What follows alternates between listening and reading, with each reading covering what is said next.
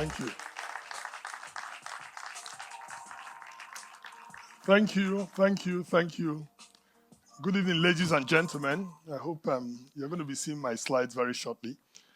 Um, I'm very excited and glad to be with you today. I want to talk to us briefly on a theme I've titled or called the Olympic mindset. And it came to me when I realized that we're going to be having conversations around the theme of think global, go global. It's my own version of think global, go global. And I want you to look at it this way. Welcome to the Olympics of ideas. And the way I want you to think about this is, what if you are competing in the Olympics, but not the Olympics of sports, which most of us are used to, we see it on television, but the Olympics of ideas, innovation, and impact. I want to use 3 stories from my life, from my own journey, to challenge you to develop what I want to call an Olympic mindset. And I hope by the time I've told my stories, you too will be an Olympic gold medalist with your own Olympic mindset. Like I said, I'm going to be focusing on 3 defining moments in my life. People often say that we live life forwards, but you understand it when you look back. Looking back on my life, I'm over 60 now, even though some of you may think I'm younger, but I turned 60 last year, and I can certainly start looking back on some of the things that have happened. And 3 things I consider defining is what I want to share with you today. One is my journey changing careers from medicine. I notice I'm not the only one that went to medical school. Pastor Ayo, when he was speaking, also talked about his medical training and what it took to leave that career in medicine for one in business. That was certainly a defining moment for me. I also want to talk to you about my journey to go into Harvard Business School. That was mentioned, and how that was my own attempt to go global. And then finally, I want to share our NUTM journey, which we call the MIT of Africa, which is our own opportunity, to create platforms for others, not just for ourselves. Let me start with the first story, which I've titled Going Beyond Your Lane. You see, I went to medical school because I thought it was hip to go to medical school. In fact, if I take you further back, I was just about 15, 16 in 1979 when I had the opportunity to do the JAMB, as one of the early groups that took JAMB, and I applied for pharmacy and medicine. I actually got into pharmacy.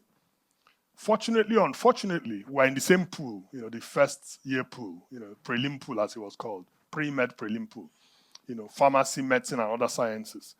And in that pool, I decided that I would rather be a doctor than a pharmacist. I thought maybe it was cooler at the time. I didn't realize what I was getting myself into. But anyway, I was able to go on to train as a medical doctor. Now, having done that, I did the 6 years training, did the housemanship, did the youth service, even started working in Lagos. I remember I worked in a place called Women's Medical Center in Victoria Island. But it was as if I was in the wrong place. People saw me as a medical doctor, labeled me a medical doctor.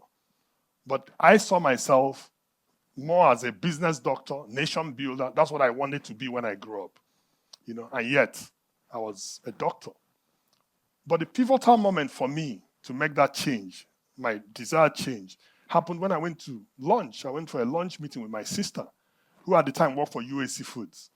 And she was having a dialogue there. She was chatting with some of her friends. And one of them had left UAC Foods to go work for this firm. The way they described it was this firm trained people abroad, and they seemed to be preparing them to be business professionals. That firm was Arthur Andersen. And I was fortunate, to connect with them through this their friend or this their colleague, and had my own opportunity to join Arthur Andersen. And then began my journey of, this crossing over. Now, what I want to share with you is that crossover was a defining moment for me because, I had to go beyond the label that people thought of me, which was my degree, my title, and decide to do something else. And, the challenge in doing that, by the way, let me just go back to the previous slide. The challenge in doing that is that I had to go beyond that medical training. People say call me Dr. K today, but really, for those of you that know me better, I'm more of a finance person. I've been doing that since 1988 when I crossed over. And the question I have for you is, what is the race you want to run? Is it the one that you're labeled by, or the one from your heart of hearts you want to be? And I hope that you will discover your true passion and your true calling in life, as I believe I have done. Let me go to my second story. My second story, I've called it Going Where Others Won't Go, or Going on the Road Less Traveled. You see, when I joined Arthur Andersen, I had a very good career. In fact, while I was there, as you probably heard, I did my ICANN exams, qualified as a professional accountant. I won national prizes doing it. And really, things seem to be going well. But if you want to develop an Olympic mindset, you have to go beyond your comfort zone. And I realized that if I really wanted to be global, I had to do more. I had to train more. I had to develop myself better. Fortunately for me, the managing partner of the firm, Arthur Andersen, an American, had gone to Harvard Business School. In fact, his two sons had gone to Harvard Business School. So I had the courage to go to him one day and say, count me as one of your sons. I also want to go to Harvard Business School. In fact, how I decided to go to Harvard Business School was because I had a friend. I used to play a lot of Scrabble, by the way, when I was in college, when I was in university. I had a friend. I used to play a lot of Scrabble with him. He studied economics, wanted to do an MBA abroad, and wanted to go to Harvard Business School. He ended up going somewhere else, but he was one that planted the seed. So I went to my mentor and said, consider me one of your sons. He queried me a bit, quizzed me, because Andersen had a good training program. But eventually he accepted to mentor me and even gave me a reference. In other words, did one of my reference letters to go to Harvard Business School. And the great thing from that is like it opened the door for me. And once he opened the door for me, as I'll share with you later, he opened the door for others. Many more people after that have actually gone from here to go do their MBA, not just Harvard Business School, but other elite business schools around the world. But the important thing was that, I was prepared to go to that road then. This was in 1992, when it was a less traveled road. And the good news, as I will share with you as I go on with this story, is that I actually went on to do very well in the program. Now, let me share some of that journey with you. One of the things I learned from the Harvard Business School was that, your so-called disadvantage can actually become an advantage if you know how to use it. One of the things that happened there was that, a lot of the experiences I had, which was part of the things we talked about, it turns out was actually something that most people were theories. They were talking about it as theory because these were Americans, these were people from Europe and elsewhere. But I was from Africa. So I could have a discussion on the challenges we faced in our markets. That could easily have been a disadvantage, but it actually turned out to be an advantage for me because I could add to the discussion we had by taking what was my own experience and bringing it to the classroom. And the thing I want you to take away from that is that you don't need to hide your identity, but you need to use it actually as a springboard to add to the conversation. I also want to say that as part of that journey, I had to make a choice, what life I wanted to live after Harvard Business School. And that's another place where I made a radical choice, and what was that choice? When I was in school, initially I went to work in investment banking. I went to Goldman Sachs. I worked for them in New York and in London. But I took a course in my second year. And in that course, which was called Power and Influence, it was taught by one of the great professors of Harvard Business School called Professor Linda Hill. She asked us to dream, of the future you wanted. And as part of the paper you had to submit for this course, what would you want to be? What does success mean to you? 10 years today, 20 years today, 30 years today? And I chose to dream, actually. I said I wanted to come back to Africa. I wanted to build a successful business. And I wanted to make an impact. I wanted to give back to our society. And that dream made me decide that I did not want to work in one of the conventional places. I got offers from places like McKinsey. I'd worked for Goldman Sachs for the summer and so on. But I decided I wanted to go on the road less traveled. That's when I met a gentleman who was starting a new firm called Zephyr Management. Yes, he had run the Rockefeller family wealth in America. His name is Thomas Barry. But he was about to do something new, something venturesome. And I decided to join him on that journey. And for me, it was even more radical because it was like a gamble. But I'm glad I made that choice because that choice gave me a chance to work in Africa. He was trying to raise funds to invest in South Africa. This was in 1994, 1995, when Nelson Mandela had become the president of South Africa. And I wanted to head Africawards, not away from Africa. And that gave me an opportunity to work with him. I must admit that when I went to work with him, I thought, having graduated, with top honors at Harvard Business School, I won a finance prize, I was a Baker Scholar, that I'll go there and I'll coast. Maybe model what a Harvard MBA can do, or model what I had learned in class. But when I went there, it was a whole practical MBA in and of itself. Because this was just when the apartheid system had ended or was ending. The place was rife with, racial tensions and prejudice and mutual suspicion.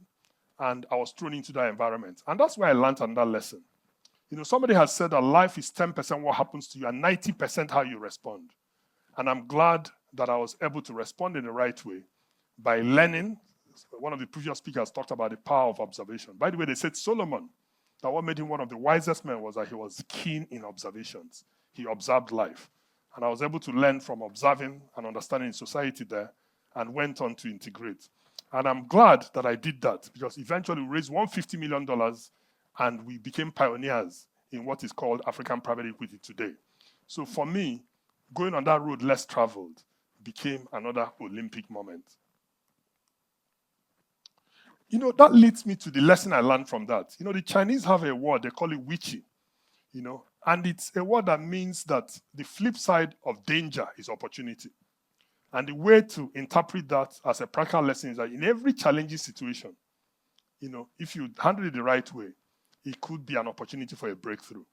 Like they say, blessings come dressed as disappointments or disguised as disappointments. But usually there's a blessing in there. If you look for it, you will find it. And that's how you get your breakthrough. So what is the lesson again? If you want to adopt the Olympic mindset, you must go on the road less traveled. You must go not where it is easy, but where you can make the greatest impact or the greatest difference. Let me go on to my third story before I pull it all together. My third story, which is what I'm very passionate about. It's nice to succeed. It's nice to do well for yourself. But I can tell you it's even better to build platforms for others to succeed. So my third story is building platforms for others to go global. And this is where, I come to the story of building the MIT of Africa. Let me start with Usain Bolt, that I know is well known to all of us. I understand after winning a string of gold medals, that he actually went on to build tracks and teach others how to run, like he did, to become such a world-class athlete. And that's what we're trying to do here. For us, what we would like to see is to build a world-class science, technology, engineering, mathematics, and management university that is world-class in the heart of Africa. We call it the MIT of Africa because most people identify MIT with STEM. But even better, the inspiration came partly from a fellowship I did many years ago with the Aspen Institute, which is again in the United States. But as part of that fellowship, we had to decide what one thing can you do that would change your world, as giving back to society, which ties back to that my original dream, all the way from business school. And some of us decided, why don't we build a world-class STEM university in the heart of Africa? And I'm glad that we accepted that dream. Because, what really makes the difference is not just you succeeding, like I said, but creating a platform for others to go on to succeed. And I was so excited when I came here today and I saw so many fellows and so many people who have had the NUTM experience are now ambassadors out there changing our world. So this dream is already gone global. Yes, I was going to say a shout out. Let me just ask us some questions as I begin to bring this together. What is your own Olympic event? As you think about it. From the 3 lessons I've shared with you, is it living a lane others have defined for you to find out what your true passion is and doing it with excellence, as we were taught earlier? Or is it, going on the road less traveled, where you can go and learn with the global best and become a true Olympic champion?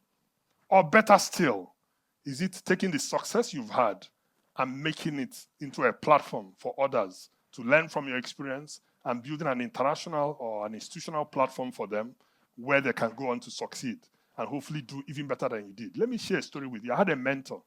His name was Dick Kramer. He was the one that built Arthur Andersen. He's the one that took me to the Harvard Business School. He used to tell us that if you want to build a great institution or anything great, that you should hire or find people better than you, train them very well, and get out of the way. That's what we want to do with our STEM university and what we're doing here. We want to fight. Nigerians, we have plenty of talent. The issue here is not talent. The issue is providing access. And that's what we're trying to do. And I hope that as we do so, we will not just create a world-class university, but we'll create an Africa that competes favorably with the world. Now, let me share 3 steps with you that you have to adopt if you really want to have an Olympic mindset, which is the subject I'm speaking to you about today. First is that you have to redefine your competition. Don't look at your competition as your neighbor. Most of us are caught in this, comparison trap where you're comparing yourself to this guy and this guy next door. But benchmark yourself against the global best. When you do that, you have a shot at it, particularly as we're told, if you have a bias for action and you take action. Number 2, you have to be willing to go where others won't go because probably they want to go to where it's more convenient. Remember what I told you about living a comfortable career here and finding my way to Boston to go to business school. And you have to remember in doing that often your so-called disadvantage could easily become your competitive advantage. As I found out when I went to this global institution that had people from everywhere, my African roots became my advantage. And then finally, nothing beats building springboards for others to succeed. The way the Holy Scriptures put it is that it's more blessed to give than to receive. And I'm praying that like many of us here would go on, not just to have our own Olympic moment, but to create Olympic moments for others coming after us. So let me conclude with this slide. Back to where we started from. What does it mean to think global and go global? It's not just enough to think global and go global, but you must bring it home. You must bring it back here. So for us, it's not just the problems we are dealing with are not uniquely African, but we believe that Africa can bring part of the solution, whether it's climate change or banking for everyone or establishing, things at scale or just anything we want to do in terms of education and other things. Whatever you choose to do, I believe that as Africans, we have a contribution to make. And the key is to have an Olympic mindset. One of the previous speakers talked about this spirit of excellence. I think it was Aristotle that said that we are what we repeatedly do. Excellence then is not an act, but a habit. There is something we call the habit of excellence. And if you think excellence, the key word is discipline. Discipline and discipline. So if you choose to do that, and we bring that spirit of excellence, that Olympic mindset, and we think global and we go global, I believe that the 21st century can be the African century if we both take it on. Thank you for listening. Thank you.